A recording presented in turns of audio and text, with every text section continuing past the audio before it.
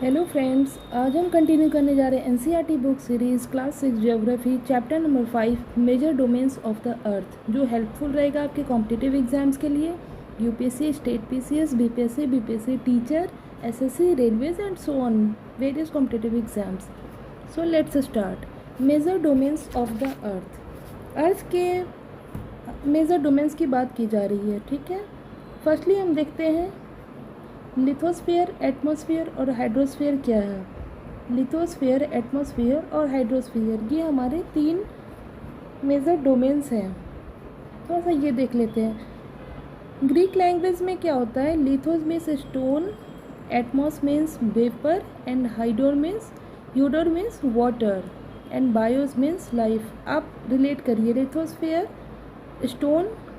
Stone related या rock related, atmosphere means vapour related, hydros water related and biosphere से life related. आपने पहले देखा था कि ह्यूमन बींग्स कहाँ सर्वाइवल है, ओनली अर्थ पर। क्यों? क्योंकि लैंड है, वाटर है एंड एयर है। सबसे पहले हम देखते हैं कि लिथोस्फीयर होता क्या है। अर्थ के सॉलिड पोर्शन को लिथोस्फीयर कहते हैं। अर्थ के सॉलिड पोर्शन को लिथोस्फीयर कहते हैं। ये 2 मेन कंपोनेंट्स होते हैं, मेन डिविजन्स होते हैं, कॉन्टिनेंट्स एंड ओशियन बेसिन्स। अर्थ एक सॉलिड स्ट्रक्चर है और अर्थ जैसे कैसे समझाओ, प्याज आप देख रहे हो ना, प्याज का जैसे एक लेयर होता है। प्याज को जब छीलोगे तो अंदर ही अंदर वो लेयर होती है प्याज की। कुछ ऐसा ही होता है अर्थ के साथ। तो अर्थ के सबसे ऊपर वाले हिस्से को, जो क्रस्ट और अपर मेंटल से बना होता है, उसको लिथोस्फीयर कहते हैं। ठीक है, आप जैसे जैसे चैप्टर्स में आगे बढ़ते जाओगे ना, इसकी डिटेल स्टडी होगी, लेकिन अभी हमें इतना ही समझना है कि अर्थ के ऊपरी भाग को लिथोस्फीयर कहते हैं। ठीक है, इसमें कॉन्टिनेंट्स भी होते हैं और ओशियन बेसिन्स भी होते हैं।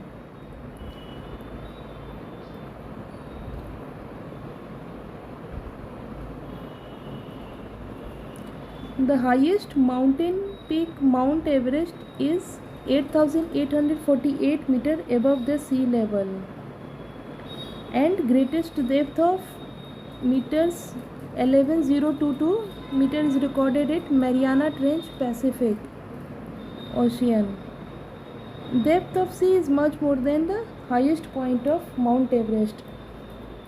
इस सबको अच्छे से समझेंगे। पहले हम समझ लेते हैं, जैसे लिथोस्फीयर को जाना ना, कॉन्टिनेंट्स और ओशियन बेसिन्स होते हैं।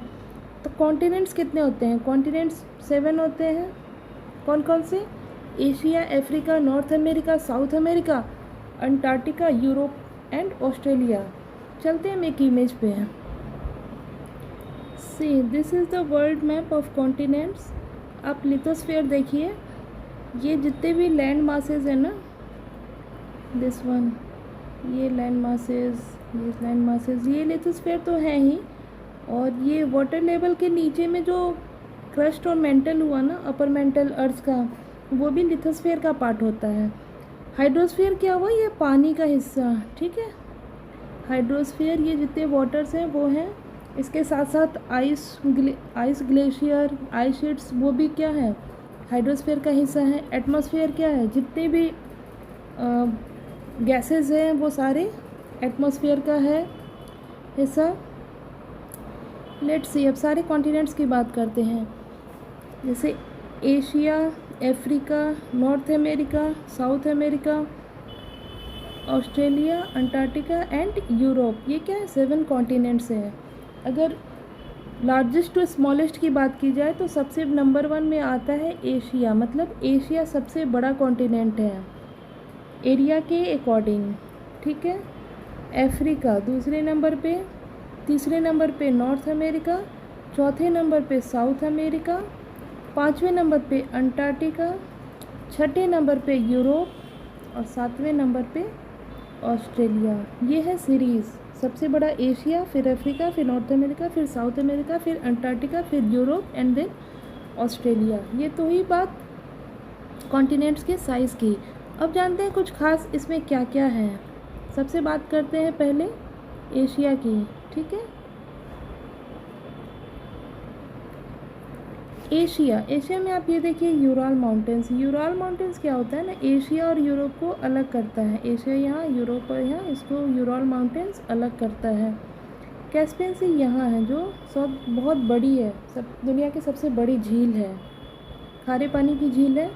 यूरेशिया, पहले कभी कभी क्या होता है ना, एशिया और यूरोप के ये एशिया और यूरोप के पार्ट्स को मिलाकर यूरेशिया कहते हैं, ठीक है।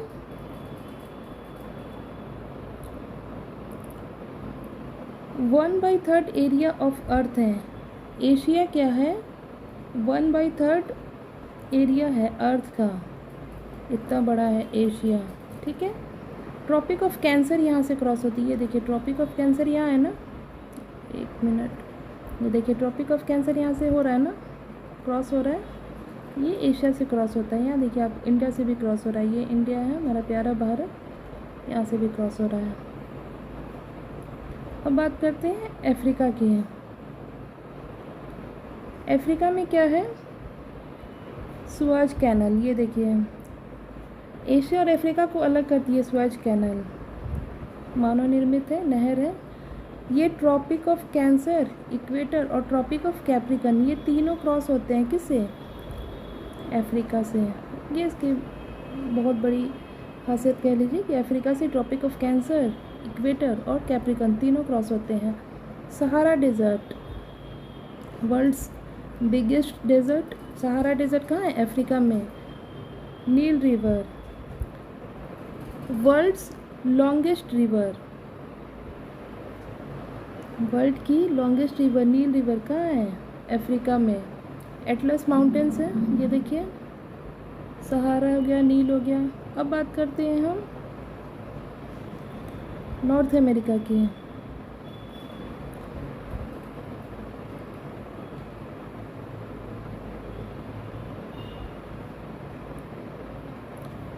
नॉर्थ अमेरिका में क्या है, इस्थिमस, ये इस्थिमस है जो पनामा कैनाल होता है और ये नॉर्थ अमेरिका और साउथ अमेरिका को ज्वाइन करता है। एक चीज़ समझते हैं कि आइलैंड और कॉन्टिनेंट में क्या डिफरेंस है। आइलैंड मतलब होता है छोटा सा ज़मीन का टुकड़ा जो चारों तरफ से पानी से घिरा हो, ठीक है। यही जब बहुत बड़ा हो जाता है तो ये कॉन्टिनेंट कहलाता है। इसको हिंदी में आइलैंड को क्या कहते हैं, द्वीप, और कॉन्टिनेंट को क्या कहते हैं, महाद्वीप। द्वीप मतलब छोटा सा एरिया है, चारों तरफ से पानी से घिरा हुआ है, उसको क्या कहते हैं, आइलैंड। और वही जब बहुत बड़ा हो गया तो उसे कहते हैं कॉन्टिनेंट, जो चारों तरफ से पानी से घिरा हुआ हो। इस्थमस और स्ट्रेट का भी मतलब समझाएंगे आगे में। इस्थमस मतलब होता है जब दो बड़े ज़मीन के टुकड़े आपस में किसी एरिया से ऐड होते हो तो उसे इस्थमस कहते हैं। जैसे यहाँ ये इस्थमस ऐड हुआ है और यहाँ नॉर्थ अमेरिका और साउथ अमेरिका कनेक्टिंग है, ये इस्थमस होता है। इसीलिए पनामा, यहाँ पनामा स्थित है, पनामा कैनल है। नॉर्दर्न और वेस्टर्न हेमिस्फीयर में है। यहाँ देखिए इक्वेटर है, इक्वेटर से ऊपर का जो भी हिस्सा होगा ये नॉर्दर्न हेमिस्फीयर है, और ये क्या है, ये सदर्न हेमिस्फीयर है इक्वेटर के नीचे का। तो नॉर्थ अमेरिका कहाँ है, नॉर्दर्न हेमिस्फीयर में है, और वेस्टर्न हेमिस्फीयर में है, ठीक है। यहाँ से अगर ऐसे लेते हैं तो ये ईस्ट हो गया और ये वेस्ट हो गया, तो ये नॉर्दर्न और वेस्टर्न हेमिस्फीयर में है। रॉकी माउंटेन्स, यहाँ क्या है, रॉकी माउंटेन्स है। एप्लेशियन माउंटेन्स है। ये सब थोड़ा याद कर लीजिएगा कॉन्टिनेंट के बारे में। टफिकेशन तो नहीं है, समझिएगा तो इजी है, कुछ ज़्यादा है नहीं इसमें। देखिए साउथ अमेरिका की बात करते हैं।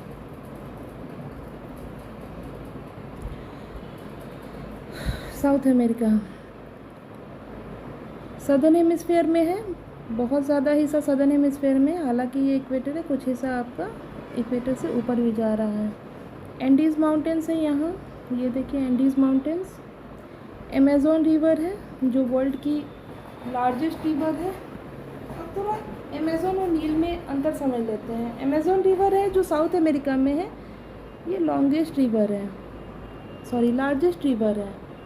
और नील रिवर क्या है, ये लॉन्गेस्ट रिवर है। नील की जो है ना लंबाई बहुत ज़्यादा है, लेकिन अमेज़न में जो पानी का है जितना वो एरिया कवर करती है ना वो सबसे बड़ा है। तो ये लार्जेस्ट हो गया अमेज़न। अमेज़न क्या हुआ, लार्जेस्ट, और नील क्या हुआ, लॉन्गेस्ट।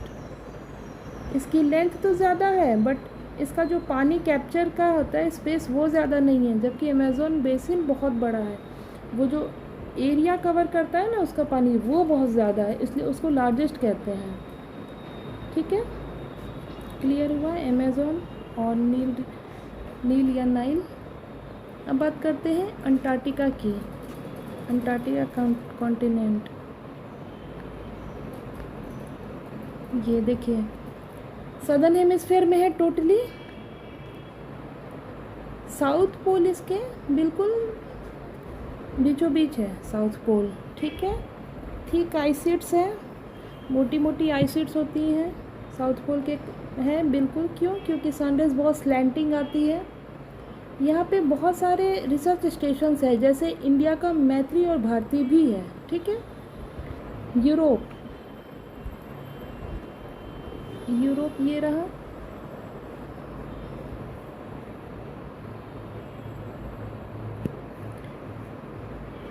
यूरोप क्या है, आर्कटिक सर्कल को बनाता है। ठीक है,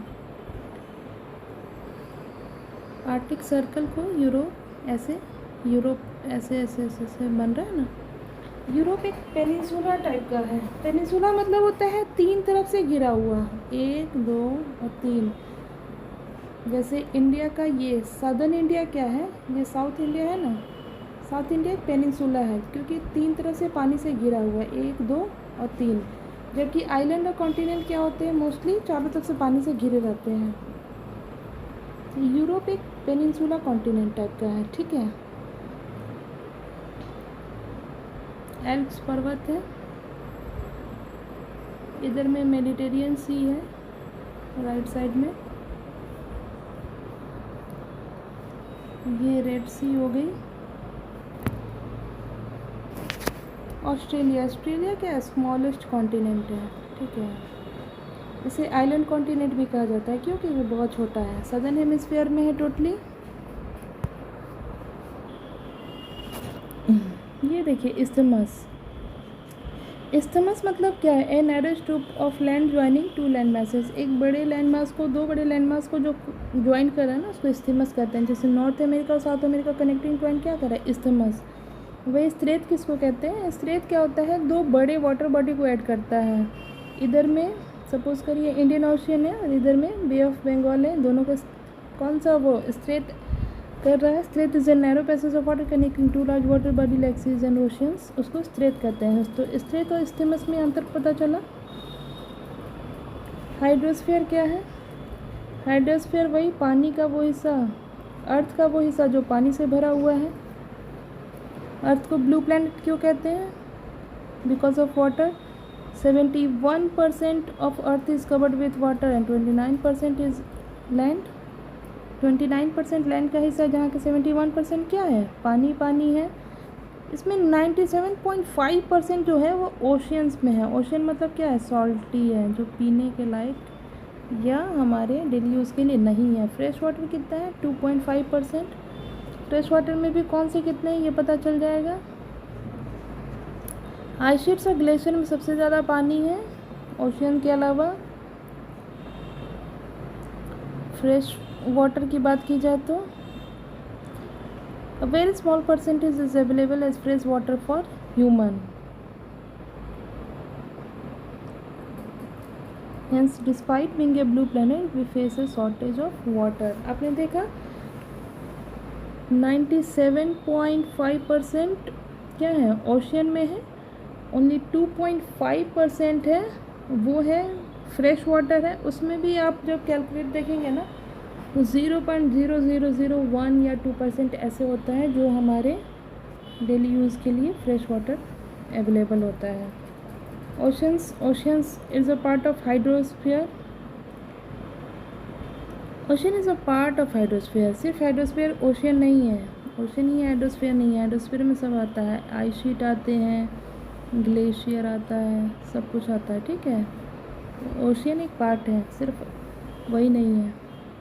ओशियंस में 5 हैं, Pacific ocean, Atlantic ocean, Indian ocean, Arctic ocean, southern ocean. Pacific ocean सबसे बड़ा है, उसके बाद अटलांटिक है, उसके बाद इंडियन है, उसके बाद आर्टिक है, उसके बाद सदर्न या अंटार्कटिक ओशियन है। देखते हैं हम, देखिए पैसिफिक ओशियन यहाँ पर भी है और यहाँ पर भी है। मतलब एक ग्लोब, जब ग्लोब आप में देखिएगा ना तो वो पूरा एक राउंड की तरह आता है, और उसमें सबसे जो गहरे स्थल है उसको क्या कहते हैं, मेरियाना ट्रेंच। बहुत बड़ा है पैसिफिक, बहुत बड़ा है। ये देखिए ये पूरा हिस्सा इसको, ये और ये इधर का हिस्सा पूरा, ये पूरा पैसिफिक ओशियन है। अटलांटिक ओशियन सेकंड बड़ा है, ये देखिए एस नुमा होता है। इंडियन ओशियन एकमात्र ऐसा ओशियन जो किसी कंट्री के नाम पे हो, इंडियन ओशियन है। आर्टिक ओशियन ये ऊपर में है, ये देखिए ये पूरा आर्टिक ओशियन है। सदर्न एशिया जो बच्चा उच्चा जो एरिया है वो सदर्न एशियन कहलाता है, ठीक है। थोड़ा सा ये देखते हैं इंडेंटेड कोस्टलाइन। इंडेंटेड कोस्टलाइन क्या होता है, बहुत कटी फटी एरिया। कोस्टलाइन तो है लेकिन कटा फटा बहुत ज़्यादा है, देख रहे हैं आप, यूरोप का है। The Atlantic ocean is the second largest ocean in the world, S shaped. मैंने बताया था एस शेप्ड की तरह है। The coastline of Atlantic is highly indented. वही यूरोप के साइड में बहुत हाईली इंडेंटेड है, बहुत कटा फटा है। बिजिएस्ट ओशियन है। इंडियन ओशियन क्या है, एकमात्र जो कंट्री के नाम पे है। किसके नाम पे, इंडिया के नाम पे।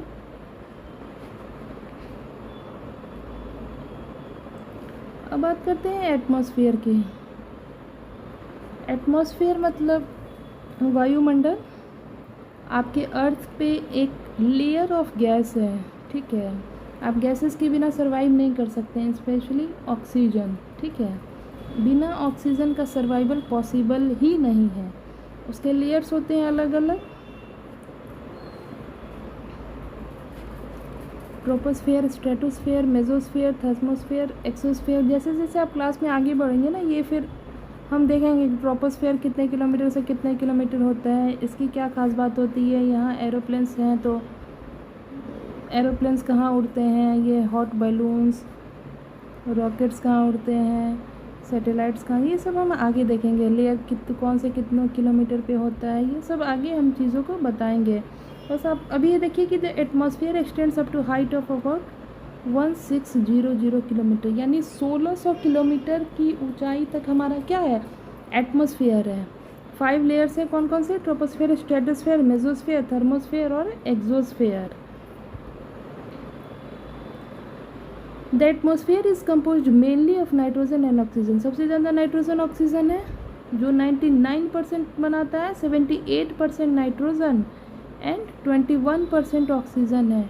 बाकी रिमेनिंग गैसेस हैं जैसे carbon dioxide, argons and others. Oxygen is the breath of life. बिना ऑक्सीजन का तो लाइफ संभव ही नहीं है। The density of atmosphere varies with height. जैसे जैसे हाइट बढ़ेगा ना, डेंसिटी कम होती जाती है, और सी लेवल पे सबसे ज़्यादा डेंसिटी होती है।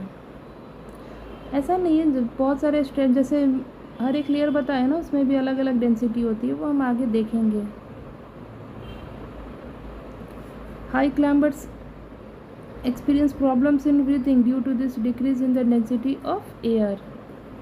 हाई एल्टीट्यूड्स, एल्टीट्यूड्स मतलब ऊंचाई, जैसे ये पहाड़ हो गया तो ये लो एल्टीट्यूड है और ये हाई एल्टीट्यूड है। तो जैसे हाई हम चढ़ते जाते हैं ना तो डेंसिटी, एयर की डेंसिटी कम होती जाती है, तो हमें सांस लेने में प्रॉब्लम होती है। Sorry. Biosphere the domain of life. Biosphere वो होता है ना जहाँ पे तीनों कंबाइंड होते हैं, जैसे लिथोस्फीयर, एटमॉस्फेयर और हाइड्रोस्फीयर। लिथोस्फीयर, हाइड्रोस्फीयर और एटमॉस्फेयर, यहाँ जहाँ तीनों कंबाइंड होते हैं उसको हम बायोस्फीयर कहते हैं। बायोस्फीयर मतलब जहाँ लाइफ संभव है। लाइफ संभव कहाँ है, अर्थ पर। अर्थ पे ये तीनों ही मिलते हैं। अगर हाइड्रोस्फीयर पानी ना हो तो पानी के बिना जीवन संभव होगा ही नहीं। एटमॉस्फेयर ना हो, अगर ऑक्सीजन मिले ही ना तो भी जीवन संभव नहीं है। लिथोस्फेयर, अगर रहने के लिए जगह ही ना हो तो इंसान रहेगा क्या से? पानी में तो मछली रहेगी ना, जीव जंतु कहाँ रहेंगे? लिथोस्फेयर पे। तो जहाँ ये तीनों कंबाइन करते हैं वो बनता है बायोस्फीयर, जहाँ पे लाइफ सर्वाइव करती है। आपने देखा था Greek word bios means life. The organisms in the biosphere में broadly be divided into two kingdom, plant kingdom and animal kingdom. किसी भी ऑर्गेनिजम्स को हम दो चीज़ों में डिवाइड कर सकते हैं, प्लांट किंगडम और एनिमल किंगडम। हम एनिमल किंगडम में आते हैं और प्लांट किंगडम में आपके सारे पौधे आ जाएंगे, पेड़ आ जाएंगे, ठीक है। The three domains of the earth interact with each other and affect each other in same way or other. Cutting of forest for fulfilling our needs of food, clearing land, agriculture made in to recover. Lithosphere, hydrosphere, atmosphere, ये तीनों एक दूसरे पर dependent हैं। Suppose करिए कि आप पानी का गलत इस्तेमाल कर रहे हैं तो क्या हो रहा है कि जितने हमारे प्लांट किंगडम है या एनिमल किंगडम है उस पर इफेक्टेड हो रहा है ना। Cutting of forest, fulfilling our need, हम जैसे फॉरेस्ट को कट कर रहे हैं तो उससे भी इन्वायरमेंट पे असर पड़ता है। सरफेस में भी change due to natural calamity like earthquakes, submergence of land, tsunami आना, ये सब। अंडमान निकोबार का कुछ हिस्सा सबमर्ज कर जाना।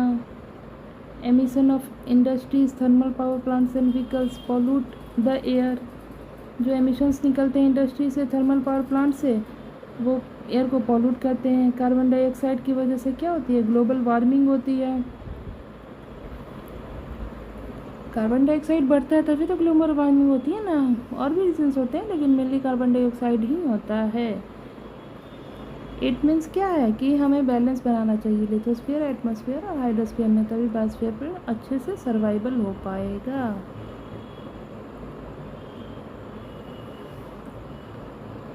I hope you understood the chapter. Thank you so much.